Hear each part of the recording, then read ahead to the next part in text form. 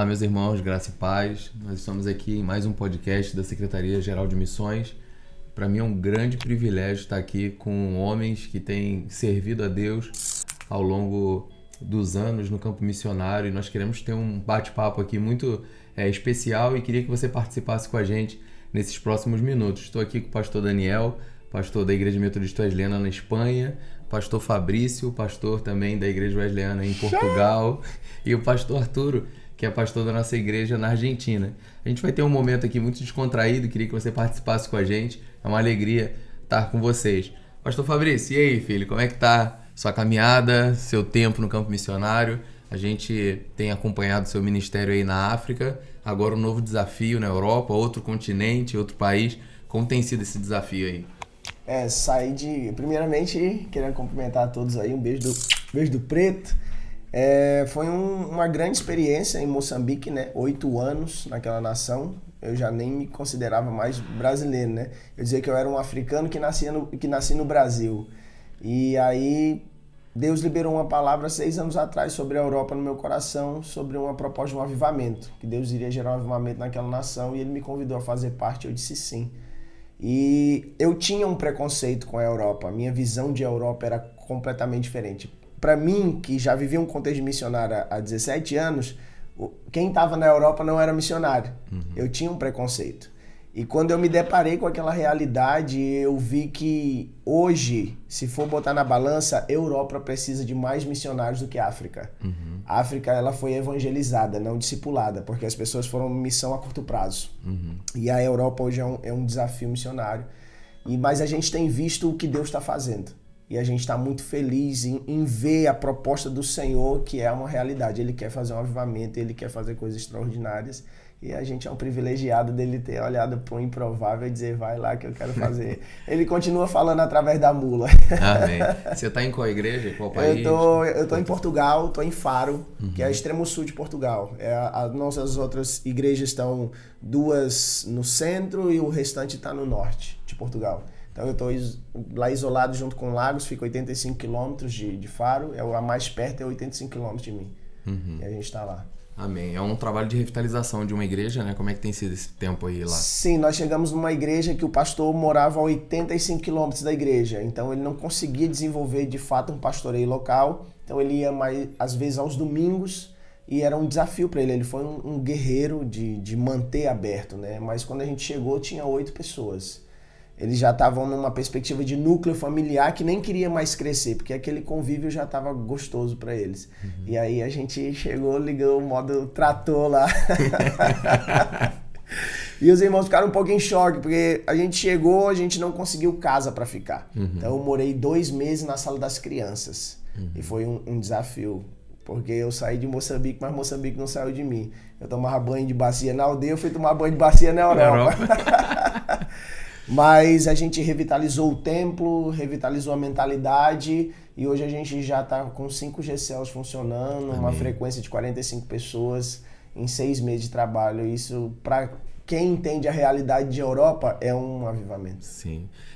Fora do ar, você compartilhou comigo um testemunho de ter pintado a igreja de madrugada, acordou e começou a pintar. Conta isso pra gente aí, pessoal. Sim, então eu cheguei na igreja, a igreja tinha 8 pessoas. Nós dividíamos o templo da igreja já há um tempo com uma igreja russa.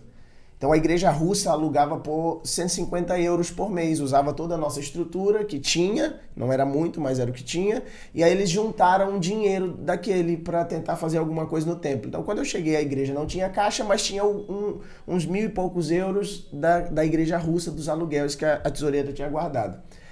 Aquele dinheiro eu pensei, eu não tenho casa para morar, esse dinheiro também não vai dar para fazer muita coisa, então eu vou pintar a igreja, vou mudar essa igreja aqui. E aí eu comprei um material numa quinta-feira à tarde, e aí eu comecei a pintar, era 2h30 da madrugada, eu fui parar 1h30 da madrugada do outro dia, quase 22 horas pintando a igreja sem parar, e a minha esposa ficou assim impactada, porque quanto mais eu trabalhava, mais força eu tinha. Ela dizia, o amor vai morrer, vai estar cansado, o bicho não sei como é que aguenta. E quanto mais eu trabalhava, mais alegria eu tinha. E aí quando os irmãos chegaram num domingo, a igreja era de um jeito. Quando chegaram no outro domingo, era outra igreja. Todo mundo ficou assim meio escandalizado. Eu pintei mais ou menos nessa cor, nesse tom de cinza. E em cima do altar eu pintei de preto, quis fazer o céu de Abraão. Pintei de preto com uma purpurina estrelada. Ficou um negócio, coisa linda demais. E os irmãos ficaram em choque, assim, disse, esse rapazinho é perturbado mesmo. Mas foi bom. Glória a Deus, glória a Deus. Pastor Arturo, caminhamos junto na Argentina, fui missionário lá também. Como tem sido o desafio na América Latina, pastor, e sobretudo na Argentina? A paz a tudo aí, um prazer estar aqui com vocês aqui, amigos do caminho.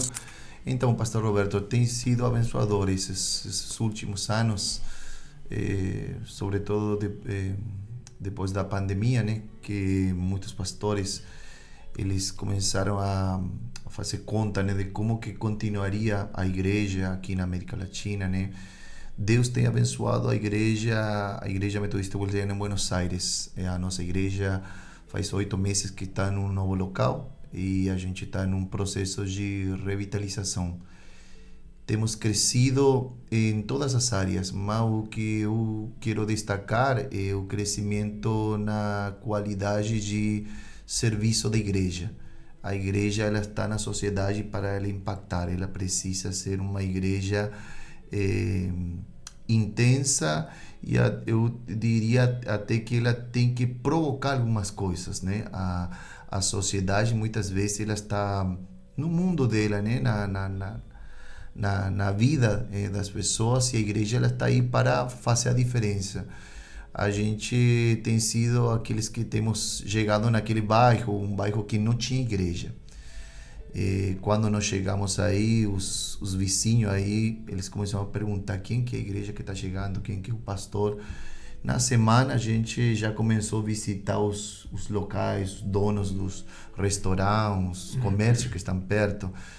E é interessante, pastor Roberto, porque as pessoas começaram a procurar a gente para orar por eles.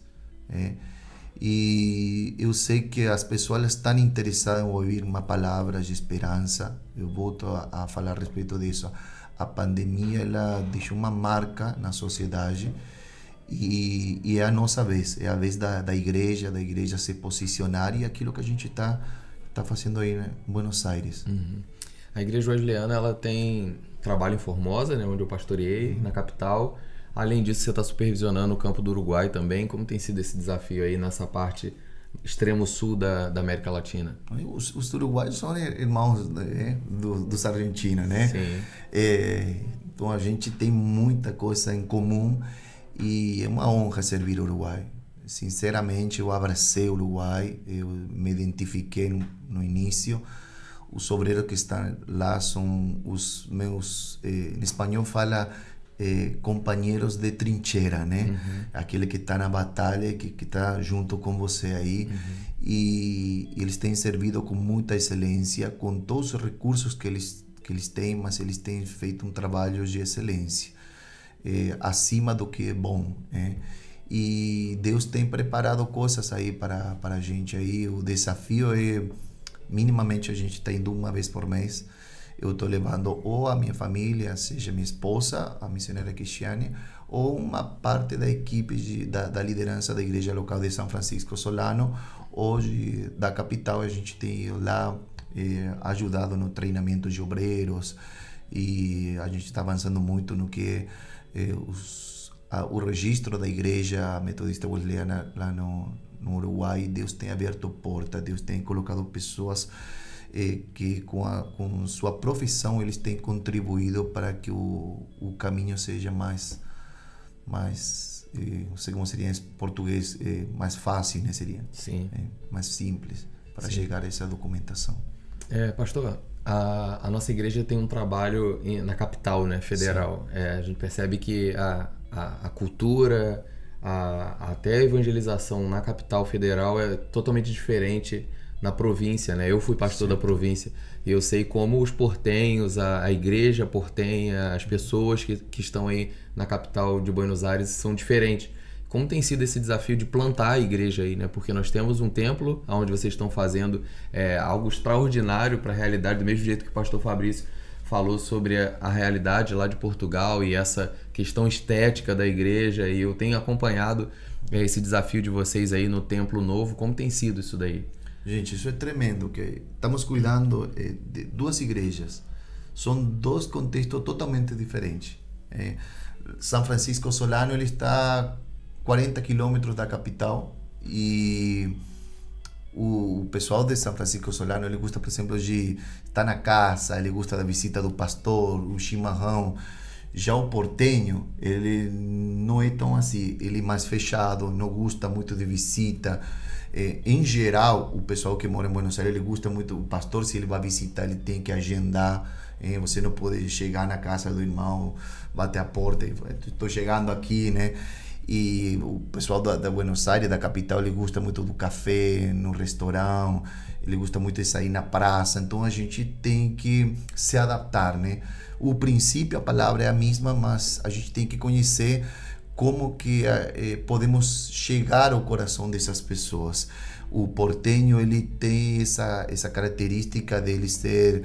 Ele não é fechado, é uma pessoa um pouco mais... seria retraída, né? Ele fica mais na dele, né? São pessoas mais... Parece ser fria, mas quando você conhece... Eu sempre falo que quando você ganha o coração de um portenho, quando você ministra a palavra e essa palavra chega no coração, ele muda radicalmente, cara. Ele pode ser a pessoa mais dura na primeira entrevista, quando você está apresentando Jesus Cristo, mas quando ele abre o coração, ele é uma pessoa nobre, fiel, companheiro. Deus tem feito coisas poderosas na igreja, Pastor Roberto, na capital. Mesmo esse mês de abril, temos recebido, estava falando até com o pastor Daniel esses dias, temos recebido pessoas num culto. Eu estava aí na frente, estava louvando o Senhor, e de repente eu comecei a ouvir barulhos. Quando eu subo lá na frente para ministrar a palavra, eu consigo ver que lá atrás tinha muita gente que estava chegando. São pessoas também de outros países. Essa também é outra característica da capital. Tem pessoas de outras nacionalidades da Europa e da América do Sul. Então, todos eles falam espanhol, mas cada um com sua própria história, né? E a igreja wesleyana, ela tem sido casa para as nações lá na capital. Graças a Deus, que benção.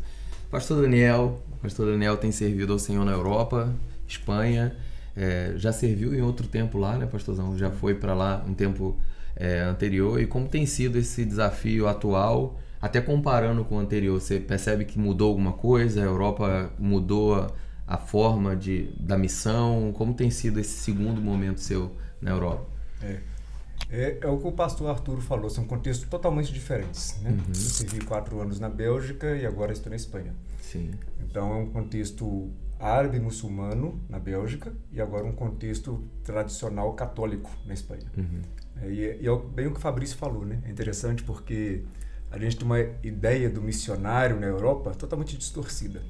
A gente está numa região na Espanha, para você ter uma ideia, que tem 0,38% de evangélicos. Das 360 cidades que tem ali, 320 não tem nenhuma igreja evangélica.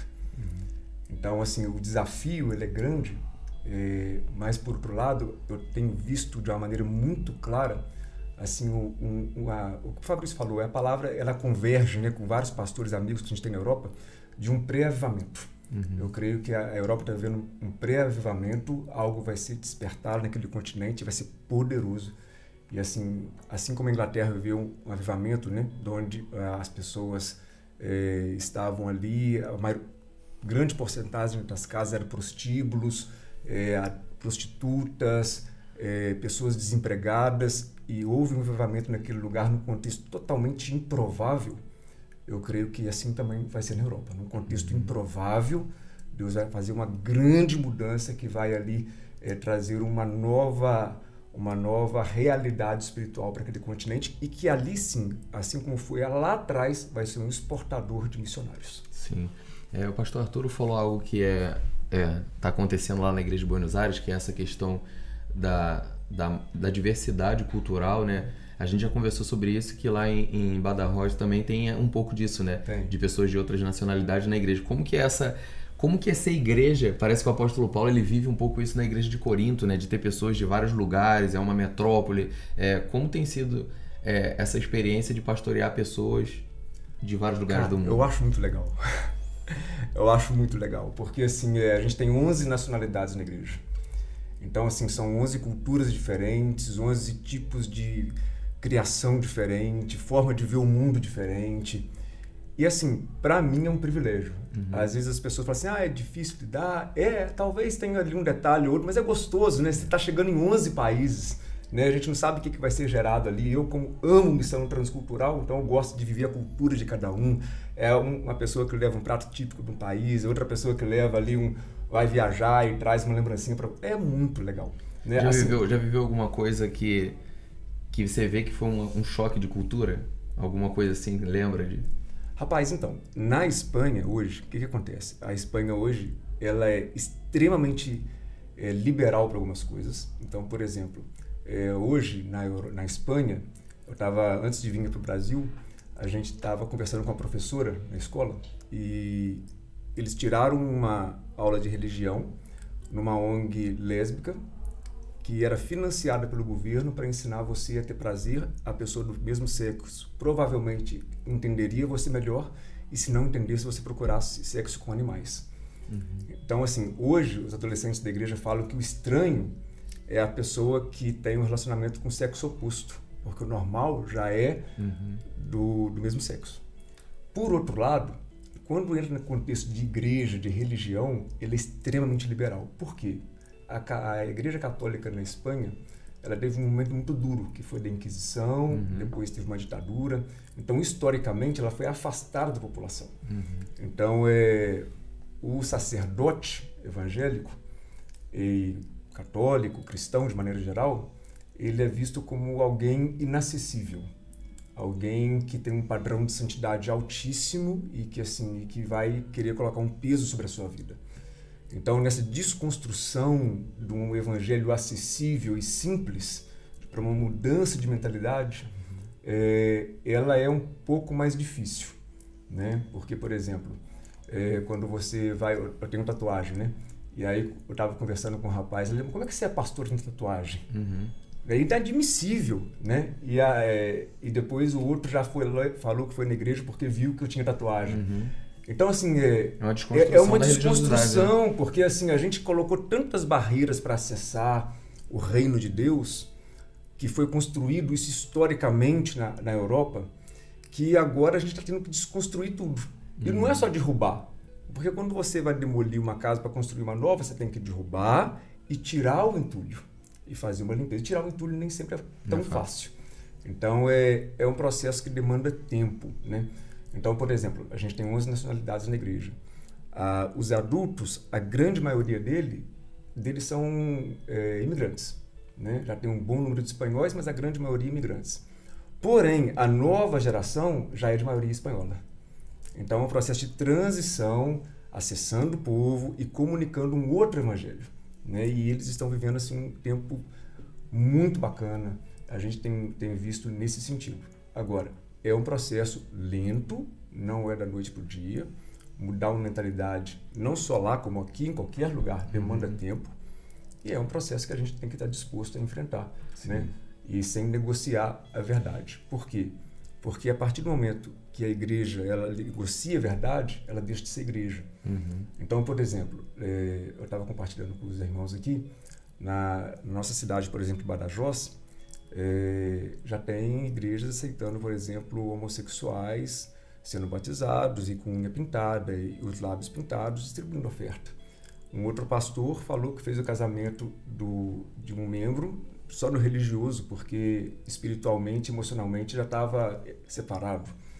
Então, assim, porque é comum, porque na Europa é assim, na Espanha é assim, a cultura é assim. A cultura não é assim, né? A gente que está permitindo a cultura entrar assim. Sim. Existe uma cultura do céu e existe a cultura do país. Então, por exemplo, santidade é inegociável. Isso não tem como você negociar. Por outro lado, eu gosto de parede escura. E aí, quando eu fui para Badajoz, eles falaram assim, pastor, não pinta a igreja toda escura, não. Eu falei, por quê? Porque a igreja da Inquisição é escura. Aí eu falei, isso é cultura. Aí eu pintei o altar. Eu falei assim, importa se eu pintar só o altar de negro? Não, só o altar não. Aí eu pintei o altar de negro e o resto claro. Isso é cultura. Santidade não. Santidade é princípio. Então a gente está nesse desafio. Sim. De colocar as coisas no, Colocar as coisas no lugar. Né? Sim. Pastor Arturo, nossa agência missionária, o ano passado, iniciou um projeto muito desafiador, né, que é o Curso Impacto, onde a nossa ideia era alcançar um público que não tinha como pré-requisito teologia, porque ao longo dos anos muitas pessoas queriam fazer nosso curso de missões, só que a gente tinha esse crivo, né, que era a teologia para missionários de carreira. E Deus colocou no nosso coração o desejo de criar um curso para alcançar um público sem teologia, pessoas que são vocacionadas até para ter uma experiência de curto prazo. E para nossa alegria, a nossa primeira turma teve a parte prática lá na sua igreja, né? Você recebeu aí 9 pessoas vindo daqui do Brasil, indo do Brasil, né, para a parte prática do nosso curso. E como foi a experiência receber esse povo e como foi depois que eles vieram embora, né? O que eles deixaram lá? Que depois eu tenho que puxar a orelha deles para ver o que eles fizeram lá. Então, ontem mesmo, hoje, e ontem a gente se reencontrou com parte da equipe aqui no Congresso Geral de Missões e eu falei com eles se eles estavam preparadas para voltar lá para o desafio. Sinceramente, pastor, a gente que está no campo aí quer honrar a Deus e a equipe da Gemil, porque o curso Impacto, ele se define pela própria palavra, né? Eles impactaram porque eles foram com o coração aberto a conhecer o trabalho que está sendo feito lá. Eles chegaram e eu vi, são pessoas jovens que estão saindo da sua igreja local, e comecei a falar com eles, falaram, pastor, a gente nunca saiu do nosso estado, mas eles chegaram lá e parecia que eles tinham anos morando na Argentina. Eles conectaram na hora com jovens, com a igreja. Eles começaram a servir e impactaram muito com a questão da profissão deles. Tem meninas que trabalham com a área de arte, e eles deixaram marcados os corações das crianças, dos adolescentes, o trabalho deles com a igreja local, com as duas igrejas, né? Porque eles trabalharam em 2 cidades. Eles tiveram que se locomover, a gente andando de ônibus, andando de um lugar para outro. E faz parte da vida missionária isso, né? Você imagina o que levar brasileiro ele não fala despacio, né? Ele chega, você sabe que o brasileiro chega chegando, como vocês falam, né? E aquele pessoal 9 lá, brasileiros juntos, gritando então. no ônibus e todo mundo olhando para a gente, mas eles conectaram na hora, e aí eu vejo o trabalho da agência com isso, ou seja, aquilo que foi ministrado. E eu falo até uma coisa, realmente o pouco que eles podem ter de conhecimento de teologia, porque na verdade todo mundo faz teologia, né? Só que pode ser que eles não tenham aquela preparação acadêmica, né? Claro. Mas o conhecimento que eles têm da palavra e da presença do Senhor ficou plasmado aí no campo missionário. Eu já estou me agendando para pedir mais uma vez. Mais uma turma, mais uma. Eu sei que o Uruguai vai receber, mas Sim. eu estou pedindo de volta porque foi tremendo. Foi Sim. tremendo. E uma coisa que me chamou a atenção, não sei se o pastor percebeu isso, é a quantidade de garotos, né? Meninas novas, assim. A gente tem vivido um tempo onde Deus está chamando adolescentes, jovens, para a obra missionária, e isso tem sido o que o pastor Daniel falou, né? Essa questão do pré-avivamento, né? Deus está movimentando algumas coisas que é geracional.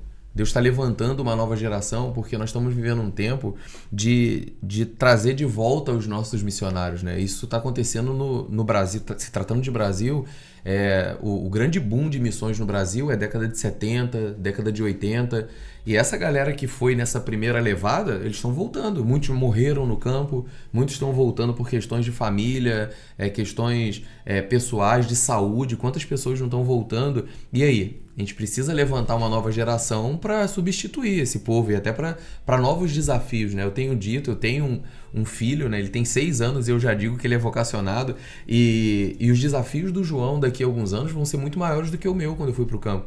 Então, os desafios dessa geração, eles são muito grandes e a gente precisa treinar essa galera com mais empenho, né? E eu tô vendo aí o pastor Fabrício tá com um livro aí, né, que ele escreveu. É o primeiro, pastorzão? Esse é o primeiro. Milhares de milhões, viu? Você que é o arleano. Aqui, ó. E o pastor Fabrício tá com um livro ali que me chamou a atenção, o título, né? Que tem uma pergunta e depois tem uma afirmação. Como fazer? O que fazer, né? Depois do sim, né? Não te enviei eu, o que fazer após o sim. Após o sim. Então, eu compartilhei um pouco nesse livro. Queria agradecer ao pastor Jefferson Rosa. Meu Deus, foi você que me incentivou, pai. Compartilhe um pouco da minha história pessoal e depois eu vou conceituando minha perspectiva de missões e como aconteceu, porque a gente às vezes romantiza o processo. E o meu processo, ele não foi romântico, ele foi romântico na perspectiva do Senhor falar ao meu coração. Mas a minha família era uma família que não era cristã, nós buscamos vários segmentos religiosos, eu não tenho um histórico de família cristã, eu sou do Acre.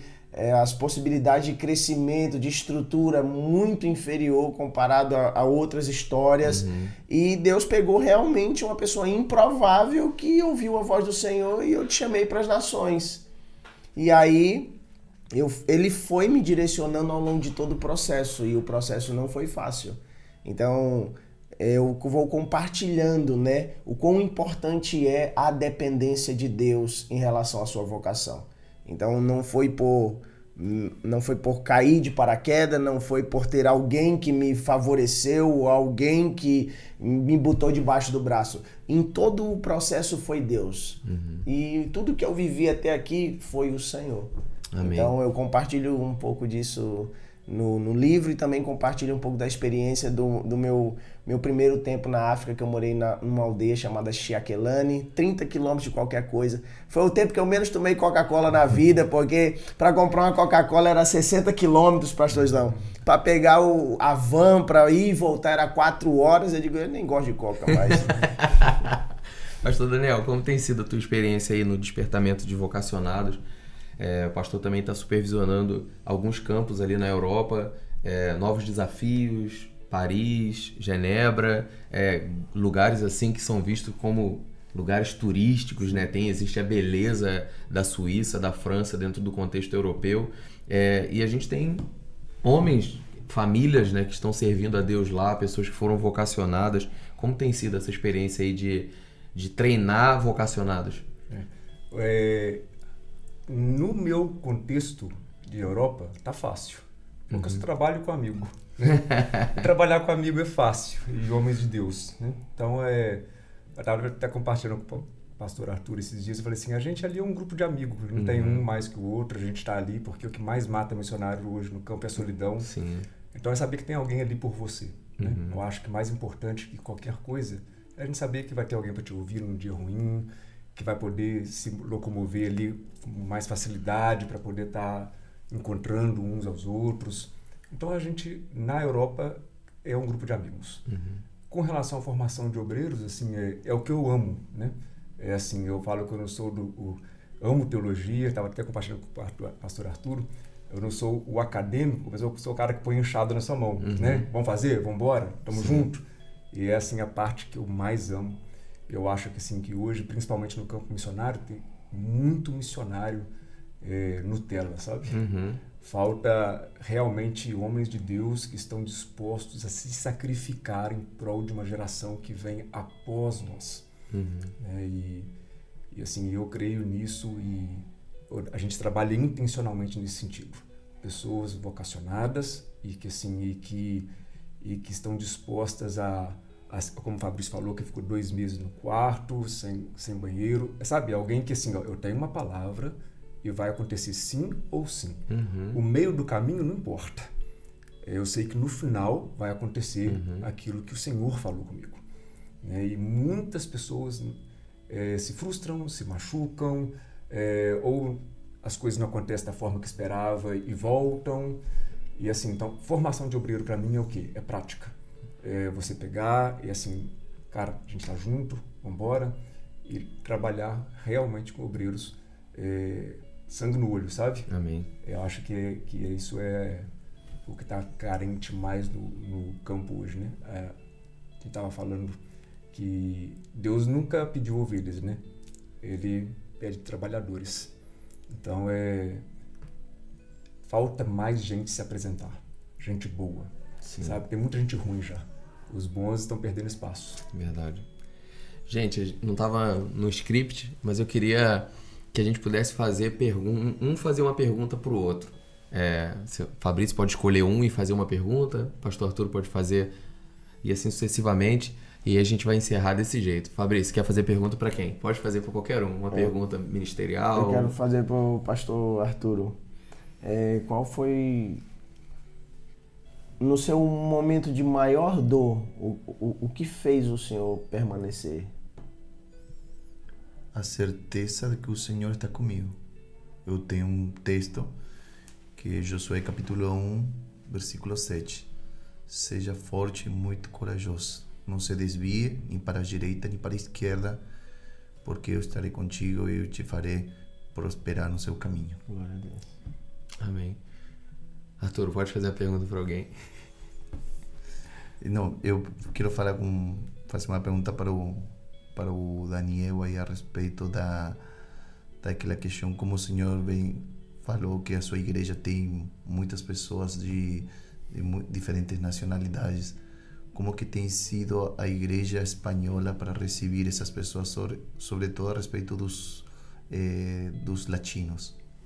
Assim, o latino, a gente tende a fazer uma separação entre brasileiros e latinos, mas latino e brasileiro também inclui. Com relação a brasileiro e portugueses ali, com relação a brasileiros, recebe bem. Não tem esse preconceito, pelo menos na região que eu estou ali, é tranquilo. E com relação ao latino, assim, eles meio que se encontram, né?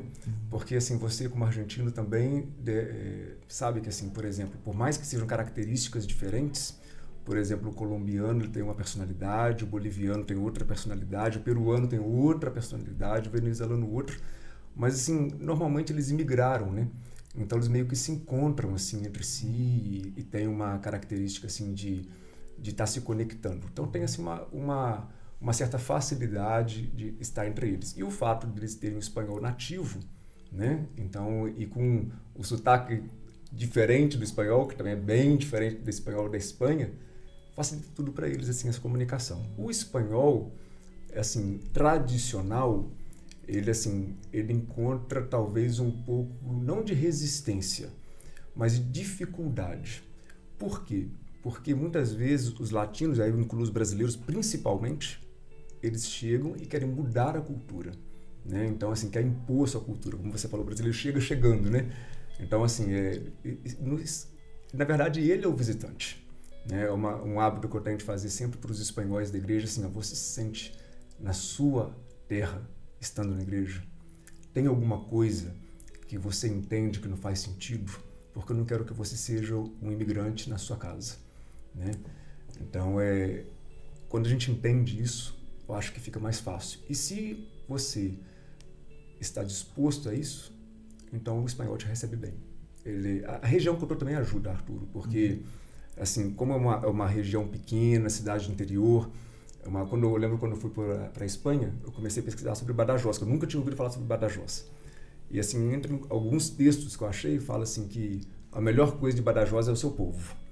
Que é aquele pessoal que você vai pedir informação, é perigoso ele levar, você entrar na esquina, mostrar e levar. Ele é hospitaleiro, ele é um povo carinhoso, mas, assim, respeita, que é tradicional, não chega querendo se impor. Se você fazer a política da boa vizinhança, entre aspas, né, entender que você é o convidado, aí é tranquilo.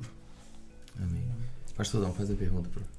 Fabrício, quando você sai de Moçambique e você, nessa transição sua para Portugal, você ficou um tempo no Brasil, né?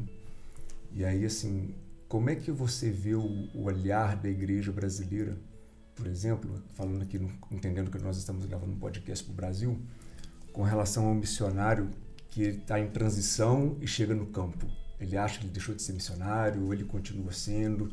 ela entende que é uma transição ou não? Como é que você sentiu esse cuidado da igreja com o missionário nesse sentido? É um desafio. Toda vez que eu ia de Moçambique ao Brasil, era como se eu já não fosse mais missionário. Quando as pessoas souberam que eu ia sair de Moçambique para Portugal, eu me vendi. E aí eu já não era o missionário, eu era o mercenário, o que se vendeu pelo luxo, pelo conforto. Alguns outros pensavam que eu estava sendo promovido. Ah não, agora você passou pelo purgatório em Moçambique, agora você vai gozar do céu ali, né? Então foi mais ou menos assim, essa realidade. E nisso a gente se encontra no meio de um tiroteio, né? Só desviando. E guardando o coração, porque senão a gente fica muito machucado, né?